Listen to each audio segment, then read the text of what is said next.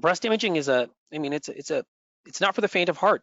There's associated liability. It tends to be a little bit more in the liability realm compared to the rest of radiology. And so there's a lot of gravitas to getting it wrong. And so it can be very scary at first to call something benign, even though the algorithm calls it a high score, or vice versa, call it back as abnormal when the algorithm calls it a low score. But learning that and learning what the algorithm thinks and when to go with it or when to say, okay, I disagree and I'm confident, that takes time. And especially it takes, I'd say about 2 to 3 months.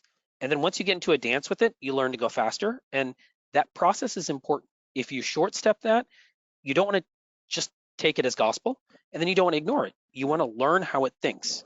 And then you'll see that there's an evolution of thought. At 1 year, you'll start to see cases where you were right most of the time, hopefully.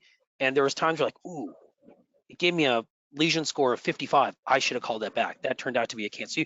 You get an enhanced learning over time, but that is part and parcel of the success.